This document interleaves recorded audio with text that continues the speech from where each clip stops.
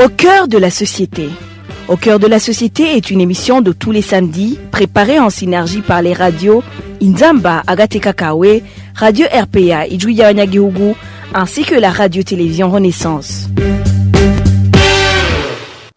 À la fin de l'année 2019, des inondations ont emporté des vies humaines et ont causé d'autres dégâts à mairie de Bujumbura. Quelles sont les causes de ces inondations? Qu'en dit l'urbaniste et qu'est-ce qu'envisage le gouvernement du Burundi pour lutter contre ces inondations? Voilà la matière sur laquelle va porter le mini-magazine au cœur de la société de ce 25 janvier 2020. Au micro, Emmanuel Ningeko, bienvenue. Au nord de la ville de Bujumbura, au mois de décembre, des fortes pluies qui se sont abattues sur certains quartiers du nord de Bujumbura ont causé des dégâts humains et matériels. Notre confrère Thierry Bigrindavi de la télévision Renaissance revient sur les pertes enregistrées. Les quartiers du nord de la ville de Bujumbura ont été les plus touchés par les pluies torrentielles qui se sont abattues sur la capitale économique du Burundi la nuit de samedi à dimanche le 22 décembre de l'année dernière. La rivière Tchari qui traverse les quartiers d'Ouinherekwa et Nyabagere a débordé. Les eaux se sont déversées dans les ménages en emportant tout à leur passage. La plupart des maisons dans ces quartiers étaient construites par des briques adobe et elles n'ont pas pu résister. Une dizaine de personnes est morte, une cinquantaine a été blessée et plusieurs centaines sont devenues des sans-abri. Les habitants de Buterere et Charama aussi n'ont pas été épargnés par ces pluies torrentielles de ces derniers temps. L'un des rescapés raconte le calvaire qu'ils ont vécu. La pluie était très violente. Il y avait même de gros pierres dans les eaux de ruissellement qui venaient de ces montagnes environnantes. Nos maisons ont été emportées. Des personnes aussi sont mortes. Les cadavres sont partout. On peut trouver le corps d'une personne à une distance d'1 kilomètre de son domicile. Il y a certaines familles qui souffrent aujourd'hui. Nous avons déjà qui ont eu des jambes ou bras cassés et d'autres qui ont été broyés par les pierres qui venaient dans les ruissellements.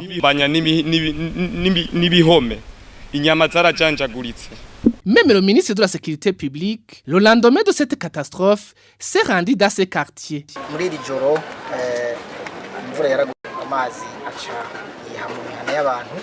La nuit dernière, la pluie était très abondante. Certains ménages ont été inondés, certaines maisons ont été détruites. Il y a eu même des personnes qui sont mortes. Nous avons déjà compté 12 personnes mortes, dont des enfants et des vieillards. Il y a aussi une trentaine qui a été blessée, qui est en train de recevoir des soins dans les différents hôpitaux. Et nous espérons que leur vie sera sauvée. La pluie a été abondante cette année, comme d'ailleurs les météorologues l'ont prévu. Certaines canalisations ont été débordées.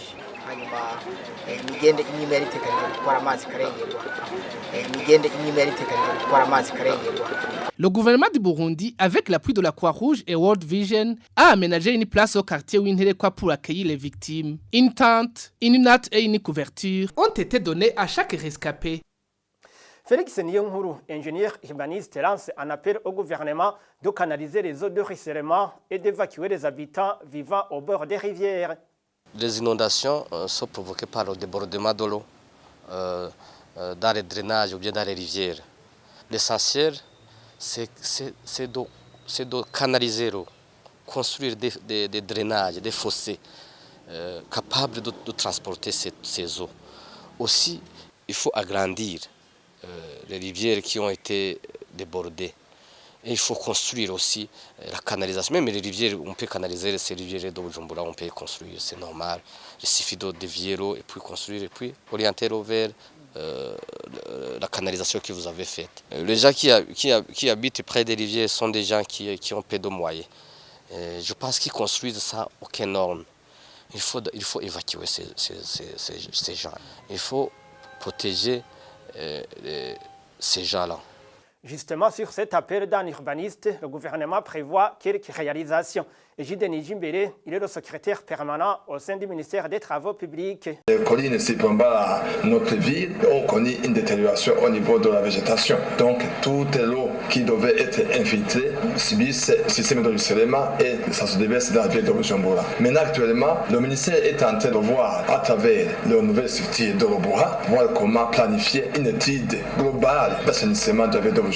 C'est sur cette étude où on pourra prendre des directives et pouvoir collecter nos fonds et nos moyens pour pouvoir assainir la ville en général à Bujumbura.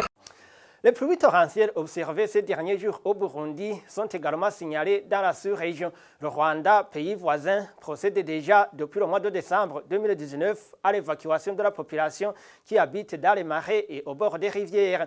C'est ici que prend fin le mini-magazine au cœur de la société d'aujourd'hui qui était centré sur les inondations qui ont emporté des vies humaines à mairie de Bujumbura.